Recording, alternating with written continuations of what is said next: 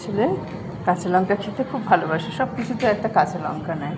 তো আমার মা একদিন বোম্বাই লঙ্কা দিয়ে যায়, যেটা সম্পর্কে ওর কোনো আইডিয়াই ছিল না। এবার আমি একটু বুদ্ধি করে ওকে বলিও নি। আমি বললো স্কুল থেকে এসে যে কী দিয়ে খাবো, আমি বললাম কি কিছুই রান্না করিনি, আজকে লঙ্কা দিয়ে খেতে হবে।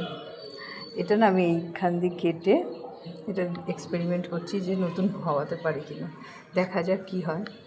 যদি তো হয়ে যায় তাহলে মানে নিজেকে খুব সাকসেসফুল বলে মনে হবে।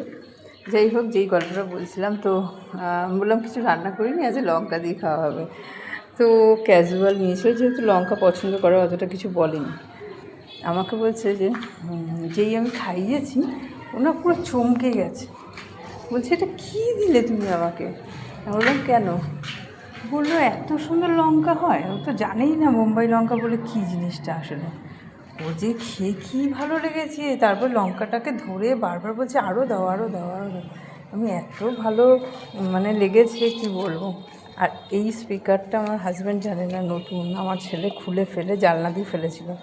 আমি তো দেখে অবাক, জানলা খুলে মানে পুরো এক্সপেরিমেন্ট করে নিয়ে তারপর বক্সটাকে ফেলে দিয়েছিল। তারপর আমি আবার তুলে এনে এটা কাজে লাগিয়েছি। আমার হাজব্যান্ড এখনও দেখেনি, দেখলে যে কী রিয়াকশান দেবে আমি জানি না। তো সেটারই একটা মানে যে লঙ্কাগুলো দানা ছিল সেটা না আমি এই গাছগুলোর নিচে বসিয়ে দিয়েছিলাম। দেখো এখন গাছটা হয়েছে, সেখানে ছোট ছোট লঙ্কাও দেখা যাচ্ছে। সবচেয়ে খুশির বিষয় হলো একটা লঙ্কা হয়েছে, এটা আমি নিজেকে খুব সাকসেসফুল ভাবছি যে এই লঙ্কাটা আমারও খুব ফেভারিট। যেহেতু ওটা লাগিয়েছিলাম আনএক্সপেক্টেড ছিল যে হবে কি না, দানা ফেলেছিলাম জাস্ট, সেটা হয়ে আবার লঙ্কা হয়েছে।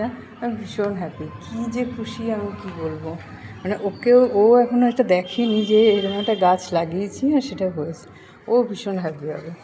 এবার একটু সার দিলে আরও ভালো হবে গাছটা। যদিও আমি এই জলগুলো ভিজিয়ে রাখি, এই সব সবজিগুলো দিয়ে জল ভিজিয়ে রাখি। আর রোদে শুকানো হলে আরও ভালো থাকে, রোদে তো এখন শুকাতে পারছি না, বৃষ্টি হচ্ছে।